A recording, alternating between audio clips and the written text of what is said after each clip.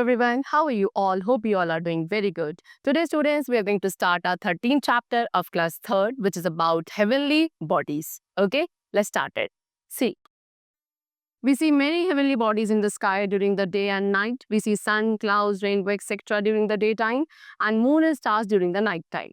The sun is the brightest object in the sky. It is a huge ball of hot burning gases which give us heat and light.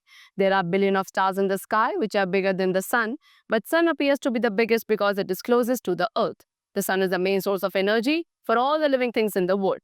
So student what they saying जैसे कि हम sky में काफ़ी सारी heavenly bodies को observe करते हैं, ठीक है। ऐसे ऑब्जेक्ट्स जो हमें स्काई में ऑब्जर्व होते हैं during the day time, during the night time, they all are the heavenly bodies. जैसे कि सन, क्लाउड्स, रेनबो एक्सेट्रा, ये सभी हमें डे टाइम पे दिखते हैं। And moon and stars we observe during the night time, right. चलो, अब सन क्या है? सन सबसे ब्राइटेस्ट ऑब्जेक्ट है जो हमें स्काई में दिखता है। सन एक बहुत बड़ी सी बॉल है किसकी? हॉट बर्निंग गैसेस की, जो हमें हीट एंड लाइट प्रोवाइड करता है। ओके, सो स्टूडेंट वैसे तो billions of stars are there in the sky, लेकिन सन जो है, सन सबसे ज्यादा हमें क्या दिखता है? ब्राइटेस्ट ऑब्जेक्ट या फिर सबसे बड़ा स्टार है जो हमें दिखाई देता है, बिकॉज बाकी सारे स्टार्स जो है वो काफी ज्यादा डिस्टेंस पे है, they are very far away from the earth, where sun जो है सबसे क्लोजेस्ट स्टार है और नियरेस्ट स्टार है टू द अर्थ। ओके, चलो, sun is the main source of energy. सभी लिविंग थिंग्स जो इस वर्ल्ड में सर्वाइव करते हैं, सभी के लिए जो मेन सोर्स ऑफ एनर्जी है, that is the sun only. Okay, now next topic which we have is solar system. The sun and the 8 planets around it form the solar system। तो सन and उसके जो 8 planets हैं, है ना, सन and बाकी जो 8 planets जो सन के अराउंड रिवॉल्व करते हैं, they all together form our solar system. So majorly जो 8 planets हैं हमारे सोलर सिस्टम में, in the order of the distance from the sun, that are Mercury, Venus, Earth, Mars, Jupiter, Saturn, Uranus and Neptune. You can see in this picture also, ये आपका solar system है जिसमें सन आपका ये है, ठीक है, द बिगेस्ट स्टार और sorry the nearest star to the earth. And उसके बाद ये बाकी सारे प्लैनेट्स हैं, दैट सबसे पहले मर्करी है, फिर Venus, Earth, Mars, Jupiter, Saturn, Uranus and Neptune. Okay, so planets do not have light of their own. So students, planets की अपनी खुद की लाइट नहीं होती है। ये जो सन की लाइट इन प्लैनेट्स के ऊपर फॉल करती है, उसी को रिफ्लेक्ट करते हैं सभी planets and then hence glow. Okay, planets around the sun move करते हैं एक फिक्स्ड ओवल शेप्ड पाथ में, which is called orbits of the planet. Then next we have Earth. Earth क्या है? Earth is the third planet from the sun in our solar system। हमारे सन से जो third planet है solar system में, उसे क्या कहा जाता है? हमारा अर्थ कहा जाता है। अर्थ एक ओनली ऐसा प्लैनेट है जो लाइफ को सपोर्ट करता है, बिकॉज इसमें वाटर एंड एटमॉस्फेयर प्रेजेंट है। Okay, it is at just the right distance from the sun to get enough heat and light. And earth एक बिल्कुल एक्यूरेट डिस्टेंस पे है from the sun, so that यहाँ पे एक accurate amount of heat and light हमारा earth receive करता है। Earth is spherical in shape. Earth की शेप कैसी है? स्फेरिकल शेप है एंड थोड़ी सी फ्लैट होती है एट द पोल्स, यानी कि जो पोल्स वाला पोर्शन है, इफ यू सी, तो अगर हम इसे अर्थ लेके चले तो अर्थ अपने पोल्स पे, यानी कि north pole and south pole यहाँ पे फ्लैट है, otherwise it is spherical in shape. Many years ago, people used to believe that Earth was a flat planet, and if ships sailed too far, they would fall off the edge of the Earth। So student, many years ago, यानी कि बहुत कई सालों पहले क्या होता था, लोग ये सोचते थे या हम ये मानते थे कि अर्थ एक फ्लैट प्लैनेट है, यानी कि इसकी शेप कैसी है? फ्लैट शेप है, ठीक है। एंड अगर शिप्स जो है बहुत ज्यादा फार डिस्टेंस तक क्या करेंगे? सेल करेंगे, तो वो अर्थ के एक एज पे आके क्या हो जाएंगे? They will fall down. Okay, but then लेकिन उसके बाद फर्डिनेंड मैगेलियन, जो कि पोर्टुगीज सेलर थे, उन्होंने क्या करा? He sailed in ship from one point of the earth and return back to it many years later without turning around, and this prove that the earth is round in shape, ठीक है। सो Ferdinand मैगेलियन, जो कि Portuguese seller थे, उन्होंने एक ship को cell करना शुरू किया अर्थ के एक पॉइंट से, एंड कई साल बाद वो घूम फिर कर वापस उसी पॉइंट पर आ गए विदाउट टर्निंग अराउंड, एंड यहाँ से ये चीज प्रूव हुई कि अर्थ जो है राउंड शेप का प्लैनेट है। Okay, astronauts have sent pictures of the Earth from space, which also prove that the Earth is round in shape। and उसके बाद कई सारे एस्ट्रोनॉट्स हैं जो स्पेस में गए हैं, एंड वहाँ से उन्होंने क्या अर्थ की हमारे प्लैनेट की क्या फोटोग्राफ सेंड करी है, वो उन्हें लेकर आए हैं, जिससे ये प्रूव करता है कि yes, the earth is round पर spherical in shape. When we see ship appearing at the horizon, its top appears first, then the middle portion, and finally the whole ship appears. This shows that the ship is hauling along a curved surface. तो जब आप क्या एक ship को क्या horizon पे देखोगे appear होता हुआ, तो आपको सबसे पहले उसका टॉप वाला पार्ट दिखेगा, then middle portion, and finally पूरा जो शिप है वो डिसअपियर, सॉरी, पूरा शिप आपको अपीयर होना स्टार्ट हो जाएगा.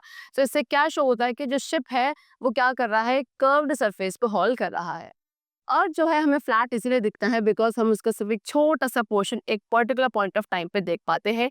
Then movements of the earth. अब अर्थ के कितने टाइप्स के मूवमेंट होते हैं, तो अर्थ मेजरली दो तरीके से मूव करता है. Number one rotation and the other is revolution. Okay, so rotation of the earth. अब सबसे पहले अर्थ की रोटेशन के बारे में डिस्कस करेंगे. The earth keeps spinning on its axis once in 24 hours. Axis is the imaginary line passing to the center of the earth. It is slightly tilted and this movement of earth on its axis is called rotation. So students, what they're saying कि जो अर्थ है अपने axis पे ही, यानी कि अपने एक centre point पे क्या करता है, स्पिन करता है once in 24 hours. एक जो उसकी रोटेशन है, एक जो उसका मूवमेंट है अपने एक्सिस पे, वो 24 आवर्स टाइम पीरियड में फिनिश होता है.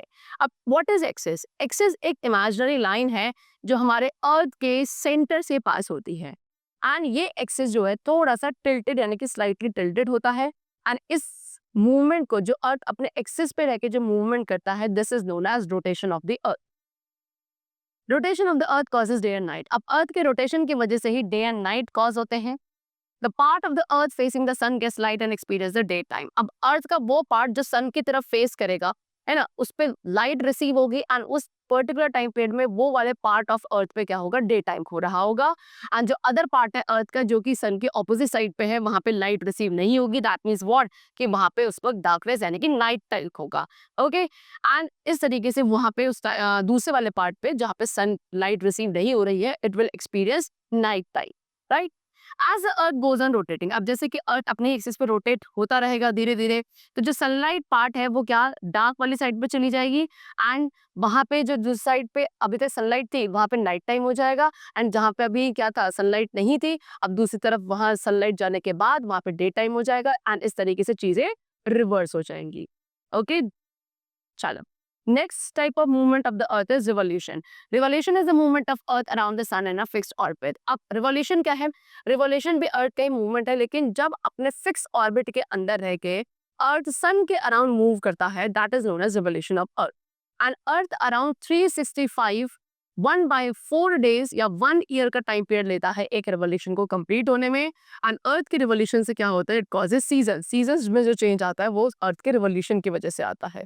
Okay, then moon is our nearest neighbour in space. अब स्पेस में सबसे नियरेस्ट सबसे पास का जो नेबर हमारा पड़ोसी है अर्थ का, that is moon only. Moon भी रोटेट करता है अपने ही एक्सिस पे once in 27 days.